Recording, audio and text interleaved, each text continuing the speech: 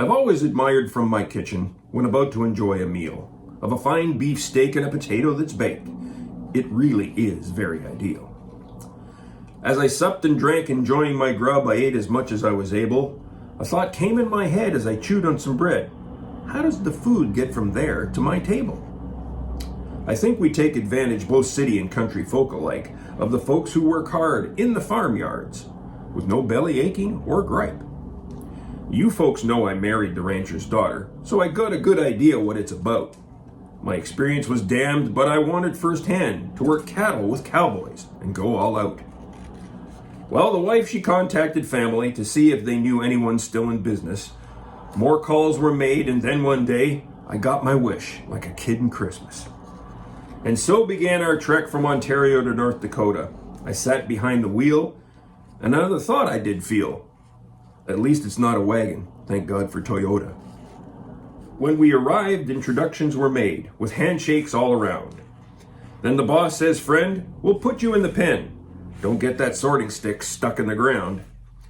My job was to move the cows to the chute, to get them to the table, then inoculate and vaccinate, and trim the horns if able. That sorting stick was a pain in my ass. It'll clip you good if you're not careful. So I tried a paddle that had a rattle, but it slapped me back and gave me a faceful. I didn't want those implements harming me, so I switched to gloves in my hand. They wouldn't cooperate, so I was told to operate the steering wheel on the back end. For a greenhorn like me, with this being my first, I didn't expect much from my skills. I was no longer in the pen, I was in the chute near the end. They work hard for that meat on that grill. I've never been up close to a baby bovine critter. It was just like we were dancing the two-step. It mooed at me instead, so I bopped it on the head. I'm a cowpuncher, thanks for the hip. Then there it was, the last calf in me. I couldn't believe I did it somehow.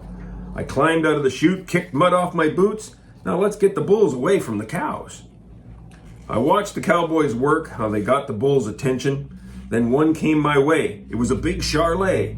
Easy now. This is my first time, in case they didn't mention. That bull thought about his next move, then thought I wasn't worth the trouble. Then I heard someone shout, these words came out, "Those bulls will turn my truck into rubble."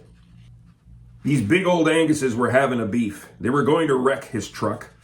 Then my wife walks out alone, holding a stone, and hit that bull with a rock.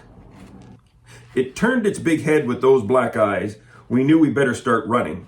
Here comes the hot hunk of meat. We better retreat, because those bulls' horns are forthcoming. Then we sat down to supper and ate, and it was a wonderful meal at that. Then a cowboy turned his head, put down his fork and said, "You've earned those boots and that hat." You might think this was all about how some cowboy got his hat, but it's really the story of the farmer's glory. He feeds us all, and we must protect that.